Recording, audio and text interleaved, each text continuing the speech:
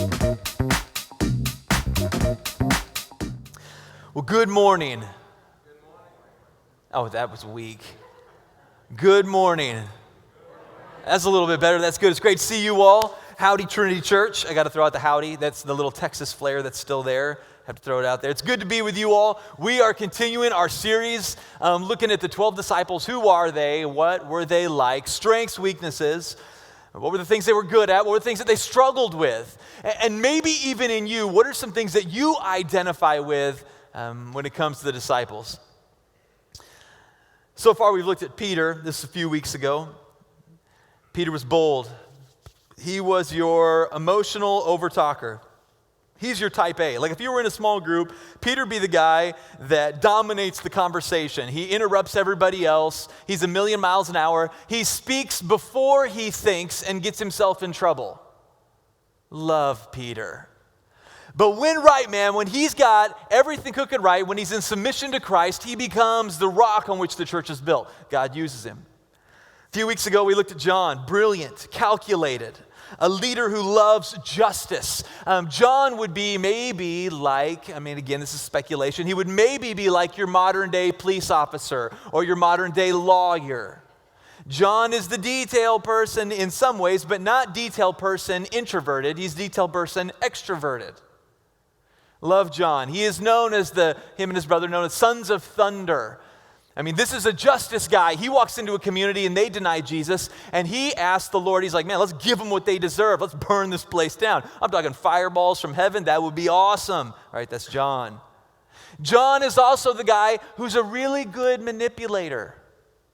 John could be the type of person, right? Because he knows the details. He's in this. He's the lawyer. He can pick it apart. He is the guy, like in a group. Okay, so you've got the small group happening. The disciples are all in a small group. You got Peter going, dude, we went fishing the other day, and it was awesome. We caught a ton of fish, and they were this big. And John's the guy that's going, well, actually, we only caught 37 fish, and they weren't this big. They were this big. The well, actually person, that's John. That may be you. You may be Mr. Well, actually. And week number 3, this is last week, we talked about Matthew, the Apostle Matthew. Matthew was a vile sinner. He was the outcast. Matthew, the tax collector, he was the traitor to his people. And Jesus, man, this is the guy who turned his back on everyone. Now, in a small group setting, this is the person who would walk in the room and everybody's going, what's he doing here? And then we love this story. We looked at it last week. Matthew, God, Jesus, changes his name. It was Levi. Changed it to Matthew, which means gift of God. You are never too lost. You're never too broken. Your life is never too broken. You are never too far from God to be used by him. In a dynamic, powerful way, you're never too lost. Love Matthew.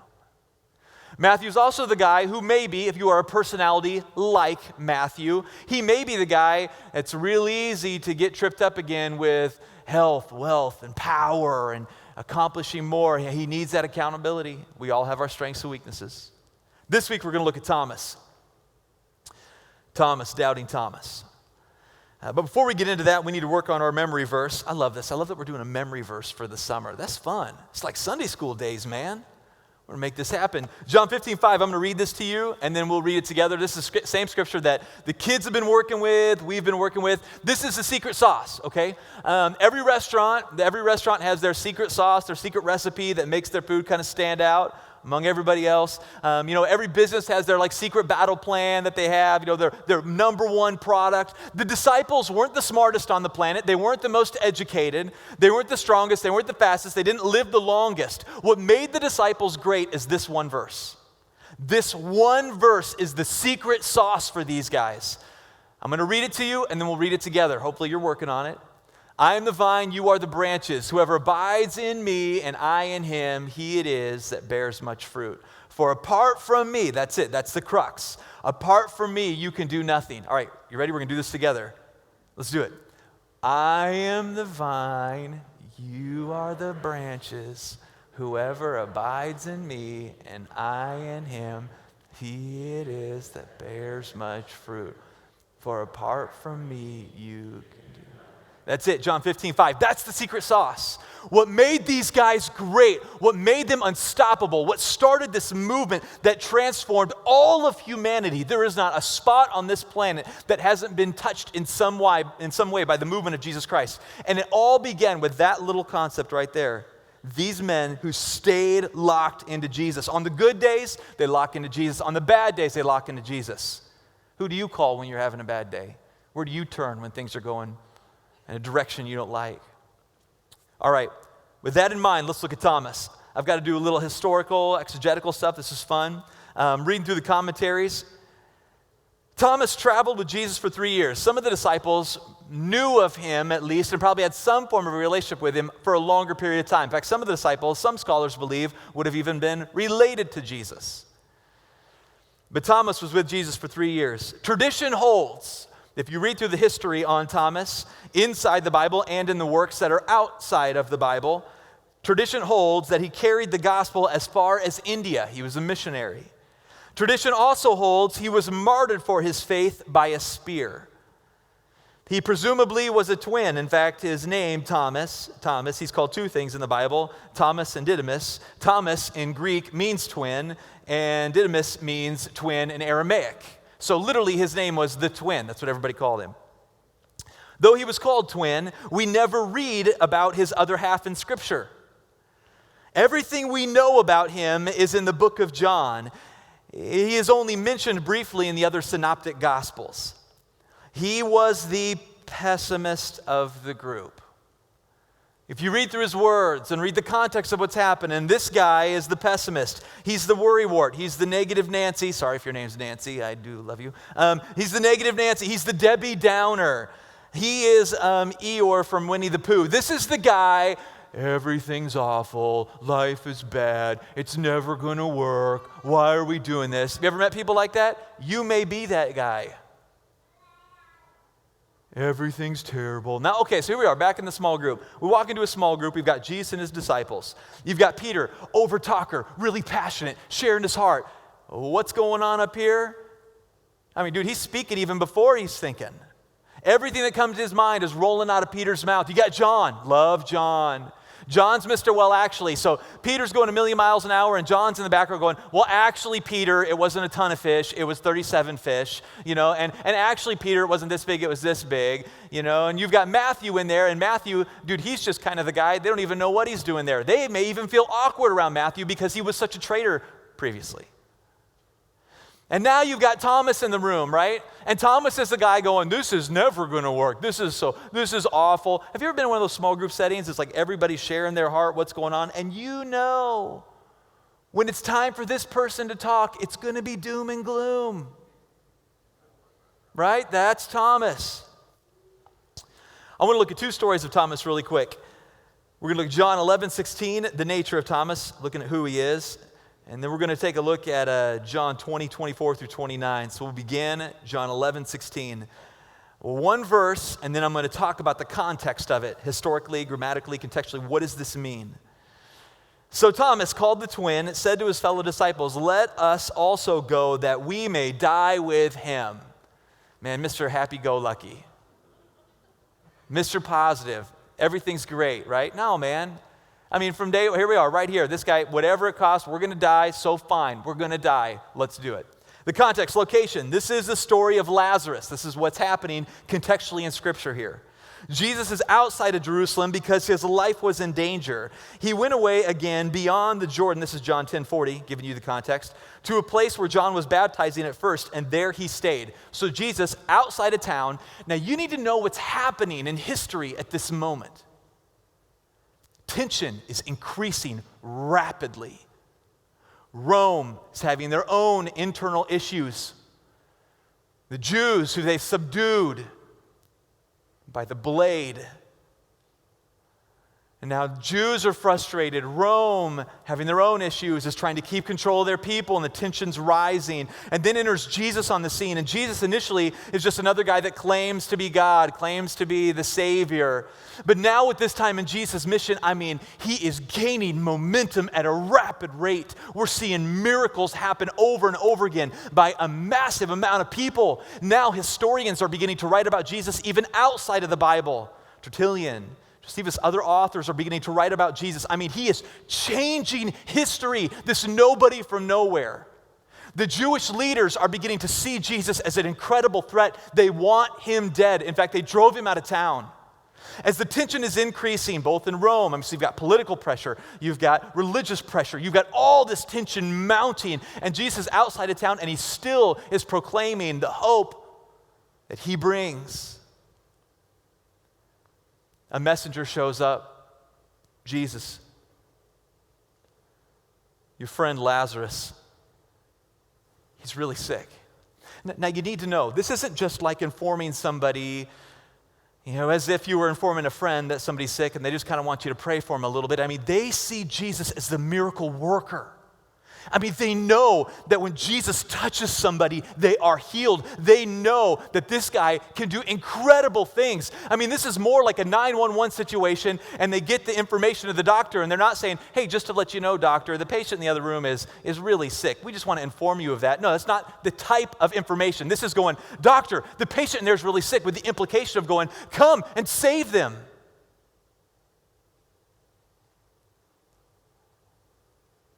We know that the disciples were very aware of this tension, religious and political.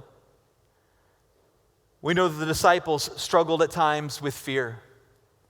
I can only imagine what it would have been like when they were sitting around talking about this, and they're going, Jesus, we really need to go see Lazarus. And Jesus is going, not yet. And you got other disciples going, but if we go there, I mean, they ran us out. They want to kill us. If we show up again, we may die.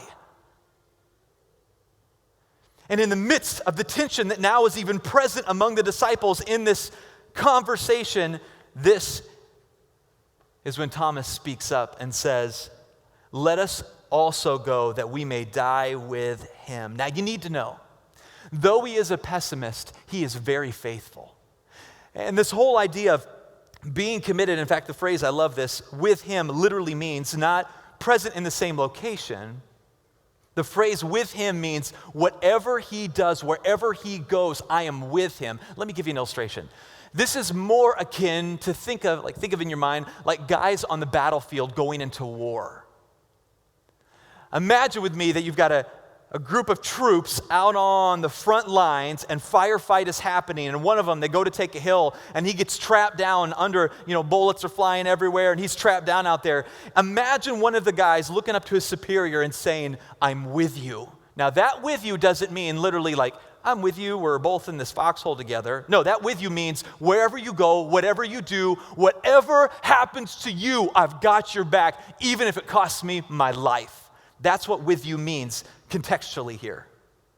This is the same kind of with you, that phrase, that ought to be present in marriage. When I do weddings and people come up here on stage and we go through the vows together, it's that same with you. That's husband and the wife, the commitment they make to each other for better or worse till death do us part. I am with you. Not saying I'm standing with you here on the stage, but I'm with you wherever you go in life, whatever happens, I got your back. I'm with you.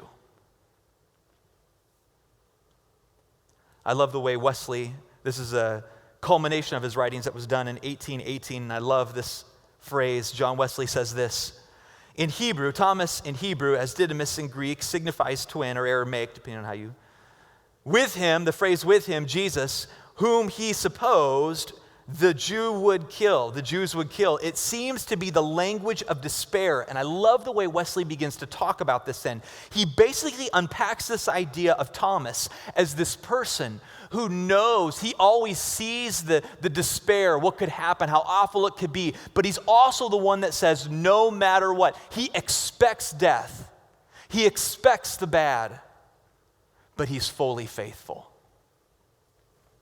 Crossway Study Notes also points this out from the text, which I think is really important. It says, so that you may believe indicates the phrase, so that you may believe, which is found outside the section that we read, indicates that Jesus knows raising Lazarus from the dead will lead to a deeper faith on the part of the disciples who witnessed this miracle. All right, now this is a side note, just a little bit, but it's really important that I share this with you when we study this text. The win from Jesus' perspective, okay, you can't miss this. The win for somebody from Jesus' perspective is not that they avoid pain. He allows Lazarus to die. He allows it. knowing that they will suffer. And from Jesus' perspective, the greatest win in life is not to live to be 100. It's not to, get in great shape, do the paleo diet, do some CrossFit, get shredded abs. That's not the win in life for Jesus.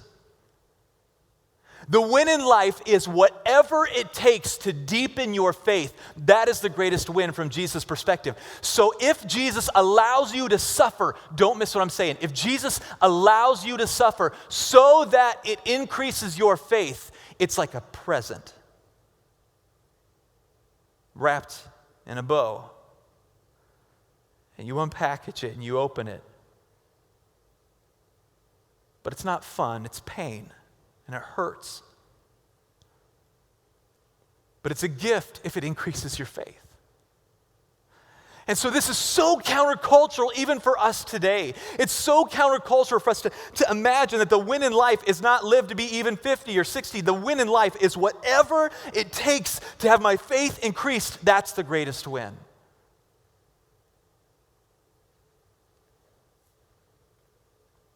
Thomas and the disciples know this. Though they don't understand what's about to take place, they don't understand that Lazarus is going to die. They don't know yet that Jesus is going to raise him from the dead. They don't get that yet. But some of these guys already begin to know, especially Thomas. Mr. Eeyore points out, "So be it unto death, I will follow you." Story number 2. Jesus and Thomas, John 20, 24 through 29. Let me give you the context really quick. Jesus has died. Leading up to the cross, he's in the garden. His disciples are there praying with him, but they're falling asleep on and off. They're not really able, they don't get it. They don't know what's happening. They don't understand the tension that's taking place. And Rome shows up, they get a hold of him, the guards do, they take him in. Jesus goes through this whole awful process. He ends up on the cross and he dies, the disciples scatter. I can only imagine how awful they felt. The confusion, the questions, what's going to happen. They gather together in the upper room. Now these bold believers are locking themselves in an upper room. Jesus comes back to life. Some of the ladies get it, they see it, they've happened, the word on the street, but they've not yet seen Jesus face to face, and now the disciples hanging out together are beginning to ask questions. Did this really happen? Did somebody steal his body? Are we sure we really saw Jesus? And then in a moment in this upper room, Jesus shows up on the scene. They're taken back, they're amazed. Let's begin. John 20, 24 through 29. Now Thomas, one of the 12, called the twin, was not with them when Jesus came. So the other disciples told him, all right, so now Jesus comes, talks with them. Thomas isn't there, he's out doing his thing. So the other disciples told him, we have seen the Lord, but he said to them, unless I see, Thomas says this, unless I see in his hands the marks of the nails and place my fingers into the marks of the nails and place them in the side, I will never believe. 8 days later. I love it when the Bible has little phrases like that, 8 days later. I'm thinking, what happened in those 8 days? I mean, the excitement, the energy, the questioning, the waiting. Is he going to show up? Those 8 days. And the Bible just says 8 days later. 8 days later, his disciples were inside again, and Thomas was with them this time. Well, that's handy. That's good. Although the doors were locked, Jesus came and stood among them and said, peace be with you. Then he said to Thomas, put your fingers here and see my hands, and put your hands and place it into my side. Do not disbelieve, but believe. Thomas answered him, my Lord and my God. Jesus said to him, have you believed because you have seen me? Blessed are those who have not seen and yet have believed. I love the way the Bible Knowledge Commentary in 1985 wrote this. This is awesome. Listen to this. The disciples had almost been arrested with Jesus. They remained under the fear of death at the hands of the Jews. And they met in secret at night with fear behind locked doors. What a contrast with their boldness about 7 weeks later on the day of Pentecost. Jesus passed through the door as indicated by the fact that the doors were locked. He came and stood among them, cross-referencing verse 26. This showed the power of his new resurrection body. But his body had substantial form and continuity with his pre-cross body. His first words, peace be with you, were a conventional greeting similar to shalom. But the words were now invested with a deeper and fuller meaning. The location, upper room, time, night, candlelight. Rumors are Jesus is back. The disciples had seen him, but Thomas wasn't there. Why was Thomas not there?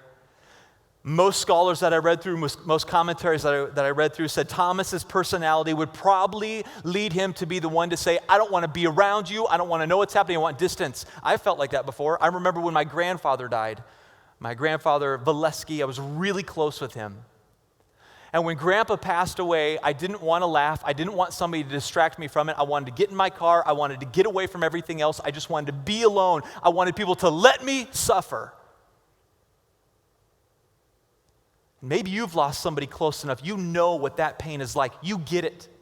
You remember when your dad passed away, your aunt or cousin or friend. You remember when that person was gone and you just wanted to be away, get away. I want to be by myself. I just want to be miserable. Let me be miserable.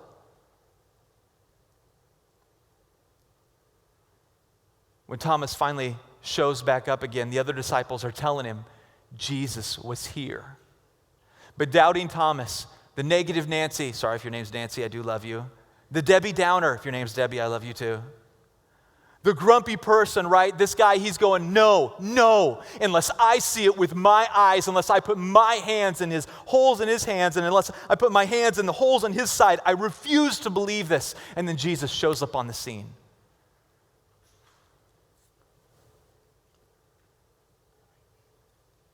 Maybe you are like Thomas in some ways. Unlike Peter, who is excited, an extrovert, driven, maybe you're more like Thomas. You always see the glass as half empty. You're slow to believe, even as a Christian, even as somebody, if I was to ask you now and pin you down in the corner of the room and go, do you believe in Jesus? You'd say yes, but you're still the person who always wonders in the back of your mind, could that really be true? Maybe that's you.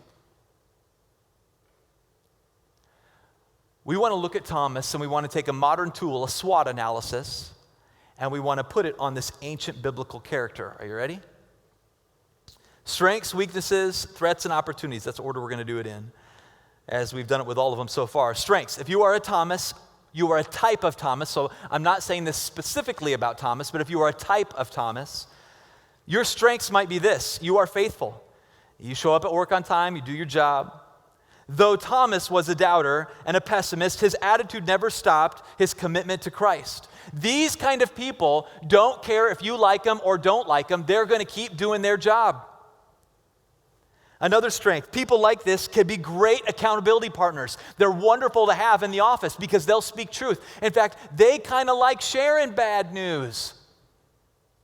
They're the person in a meeting when the excitement's growing around the table and people are getting more and more excited about an idea or a movement or something they got to work on or invest in. He kind of likes being the person to go, well, I don't know, this really could go bad. I mean, this is the kind of person that will speak truth. Hopefully it's done in love, but they'll speak truth. This can be a great accountability partner.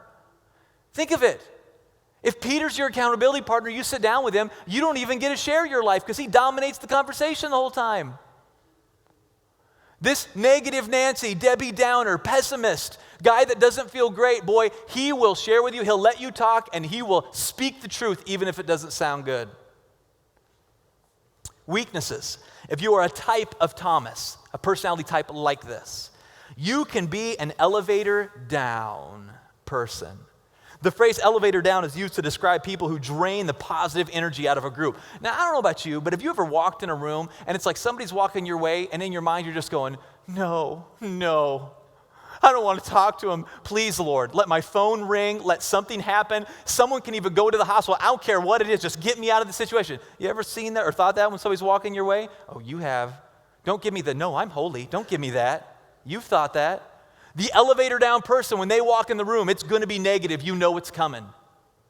This is the person, if you're in a small group setting, you know when it's their time to share, doom and gloom is around the corner. Weaknesses. People like this are also usually really prone to depression. If they're not careful, they can just become so internally focused and miserable, and life is bad and I'm not right, and they can just fall into themselves. It's dangerous. If you are like this, couple threats. So strengths, weaknesses, threats. You can become inward focused. You can easily make a fun environment miserable. That's a threat. You are the person that can easily make a fun environment miserable. You're good at that. You are the type of person, if a motivator, if a Peter kind of person has mobilized a group of people to action, you could be the one to destroy their work, okay? Thomas is the one, a Thomas that's not right with God, a Thomas that isn't being held accountable. Thomas is the one, if a motivator gets a bunch of people to go and, rebuild a church down in the city, say we're down there. The doubting Thomas, the grumpy one, is the one going, well, if I was the one, well, he's down there working with people. If I was the one doing this, I would do it a different way, or I can't believe we're doing this, or this is just slowly planting seeds of negativity everywhere they go. When I was a kid, I used to love to make paper boats. Like the newspapers. I saw this on like a paper origami deal, and so I loved to do this as a kid. I'd get newspapers, and then we'd go out to the water, and you'd push the boat out. Now, with a paper boat, it only floats for like 30 seconds, and it's done. But with a paper boat also, we'd make them out of paper. You go down to the little pond and you push them out on the pond. If you push it too fast, it'd sink right away. So with the paper boats, you had to take it, you had to build it, and you had to push it out really slowly and just let it kind of float out and see how long it would go before it would sink.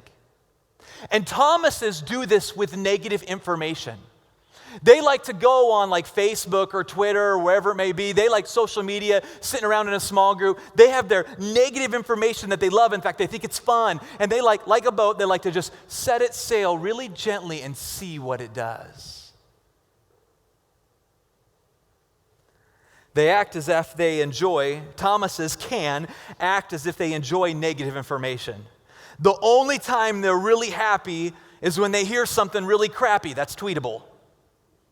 Right? So Thomas, doubting Thomas, I'm just kidding. You really don't have to tweet that. I'm joking. They laughed in first hour. Here, maybe not so. I don't know. Probably because in first hour, some didn't even know what Twitter was. But right, Thomas, so check this out. Right, here's Thomas. Thomas is the guy, man. These type of people, the only time they're happy, the only time they're positive, the only time they're feeling good about something is almost when they're hearing really bad, crappy information. That kind of gets them going.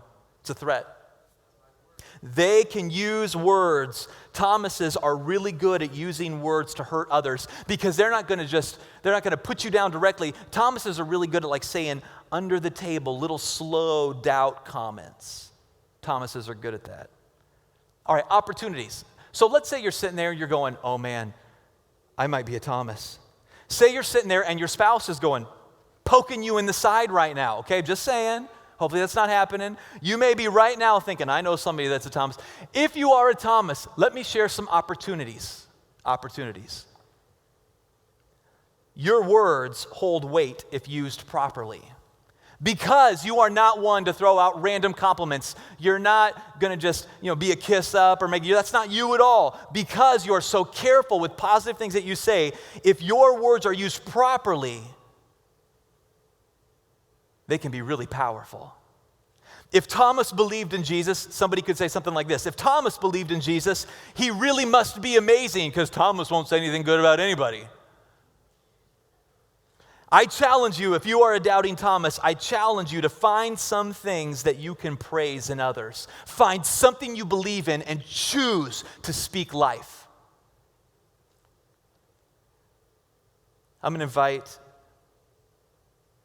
our band to come up. And here in just a few moments, we're going to take communion. Not quite yet. In just a moment, we're going to take communion. I want to share a couple of words of encouragement and guidelines for living with you, okay? And then we're going to take communion. I'm going to do something a little different today.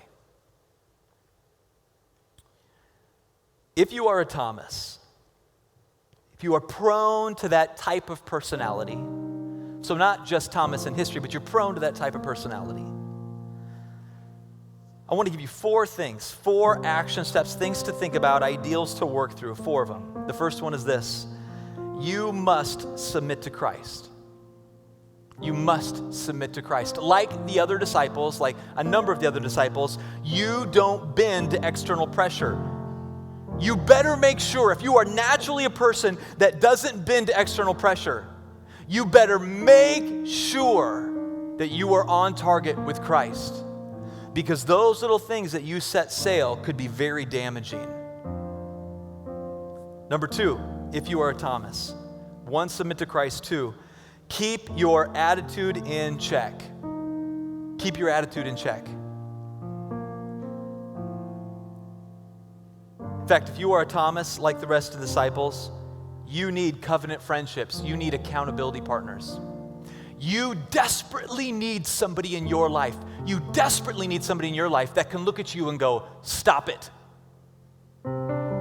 That's what you need. You need somebody that you trust, an accountability partner, a great friend. You need somebody that you trust when you're in a small group and you just all of a sudden get on this real negative spin and everything's going worse and bad and awful and down, doom and gloom, everything. You need somebody that can pull you aside or give you a little sign or send you a text message and say, stop it. And instead of defending yourself, you just close your mouth. You need an accountability partner.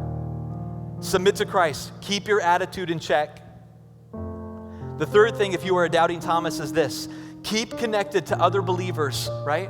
Keep connected to other believers.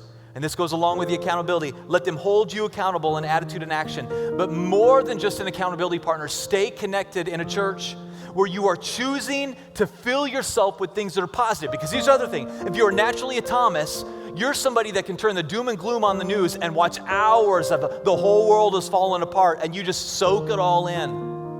Choose to be in environments that are giving hope. Choose to read things that give hope.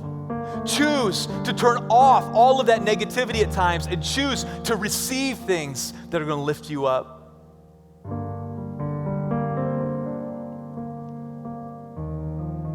Number 4, submit to Christ. Keep your attitude in check with accountability.